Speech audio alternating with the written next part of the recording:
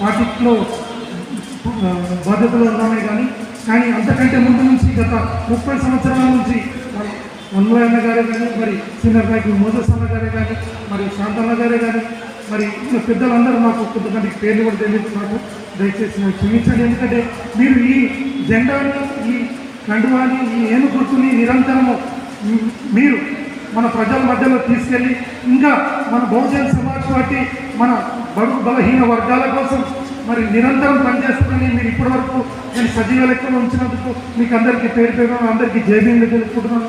మరి ముఖ్యంగా మనము ఈ కర్నూలు జిల్లా నుంచి మనకి ఎన్ని ఇబ్బందులు ఉన్నా ఎన్ని డిస్టర్బెన్సెస్ ఉన్నా మనమందరం కాంశీరామ్ గారి స్ఫూర్తితో మనమందరం ఏకమై మరి రేపు పొద్దున జరగబోయే ఏ లోకల్ బాడీ ఎలక్షన్లో అయినా కానీ ఏ ఎలక్షన్లోనైనా కానీ మనమందరం కలిసి పనిచేసి మనకు కావాల్సింది విజయమే.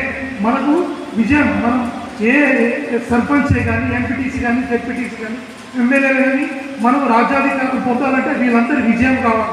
మనం సమిష్టిగా మనమందరం కలిసి పనిచేస్తేనే ఈ విజయం అవుతుంది. కానీ మనమందరం ఎవరు ఒకరు మనం విడిపోతే మనం ఎప్పటికీ ఈ విజయాన్ని రాజ్యాధికారాన్ని మనం కర్నూలులో పొందలేదు. ఎందుకంటే కర్నూలు ఒక పౌరుషం కలిగిన గడ్డ.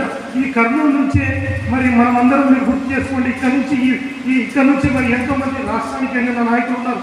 సో మన మధ్యలో కూడా ఉన్నారు. వారికి పేరు పేరున జైబీలు తెలుపుకుంటూ మరి ముఖ్యంగా బహుజన్ సమాజ్ పార్టీని మనం వారవారన గ్రామాన మరి ఇంటింటికి మనం తీసుకెళ్ళాలి. ఎందుకంటే ఇప్పుడున్న యూత్కి కాంశీరామ్ సార్ గురించి అంటే తెలియదు ఎవరికి. ఎందుకంటే కాంశీరామ్ సార్ గురించి తెలియదు కాబట్టి మనమందరం ఒకవేళ వీలైతే నేను మా మనసులో మాట చెప్తున్నాను. ఈరోజు ఆయన జన్మదినం రోజు మనకు నెక్స్ట్ సంవత్సరం మార్చి 15 కల్లా మనకు కర్నూలులో కాంశీరామ్ సార్ గారి విగ్రహాన్ని ఏర్పాటు చేసే విధంగా మేము జిల్లా కమిటీ కూడా కృషి చేస్తామని ఈ విధంగా ప్రయత్నం చేస్తున్నాం. ఆ విధంగా మీరందరూ సహకరించాలని మరి స్థలం విషయం అయితే కానీ దాని మరి విగ్రహం విషయం అయితే కానీ మీరందరూ మనమందరం కలిసి ఒక కమిటీగా కూడుకొని మరి తొందరగా ఒక విగ్రహాన్ని ఏర్పాటు చేసి ఒకవేళ వీలైతే స్టేట్ మీటింగ్ని కాల్ చేసి ఆ స్టేట్ మీటింగ్ మన కర్నూలులోనే విగ్రహావిష్కరణ చేయాలని ఏ విధంగా అయితే చీరాలలో మరి అప్పుడు ఆగస్టు 9వ తారీఖు అక్కడ కాంశీరామ్ సార్ విగ్రహం ఏదైతే ఆవిష్కరించారో అదేవిధంగా మనం కూడా ఇక్కడ మన కర్నూలులో మన కాంశీరామ్ సార్ విగ్రహాన్ని ఆవిష్కరించాలని అదేవిధంగా మనమందరం బహుజన్ సమాజ్ పార్టీని మరి మన బహన్ కుమారి మాయావతి గారు మీరు చూడొచ్చు. ఎందుకంటే రాజకీయాలు ఎన్నో మారుతుంటాయి. ఎంత తప్పులు చేసినా వెనుకొచ్చుకొచ్చుకునే వాళ్ళు చాలామంది ఉంటారు. కానీ సొంత కుటుంబంలో ఒక్క తప్పు చేసినా కానీ బహన్జీ మాయావతి గారు ఎవరిని కూడా ఉపేక్షించారు. ఎందుకంటే ఎంతోమంది పదవిలో ఉండి వాళ్ళు తప్పు చేసినా వారిని పక్కకు పెట్టాల్సి వస్తుంది.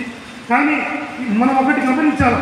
ఎందుకంటే బహన్జీ మాయావతి గారు ఒక మహాశక్తి భారతదేశంలో. ఎందుకంటే ఒక మహిళ ఆమె బహన్జీ మాయావతి గారు 4 సార్లు మరి అంత పెద్ద రాష్ట్రానికి ముఖ్యమంత్రి అయినంటే మరి మన వ్యవస్థాపకుడు కాంశీరామ్ సార్ గారి మరి ఎంతో బలమైన కఠోరమైన ఒక దీక్షనే. అటువంటి దీక్ష మనం కర్నూలులో కూడా చేయాలి. మనం ఇక్కడ ఒక్కొక్కరం ఒక కాంశీరామ్గా తయారైతేనే మనం అందరం ఈ కర్నూలులో వార్డులలో కానీ అదేవిధంగా మరి సర్పంచ్లే కానీ ఎంపీటీసీలు కానీ జెడ్పీటీసీలు కానీ అసెంబ్లీలు కానీ గెలిచే అవకాశం ఉంది.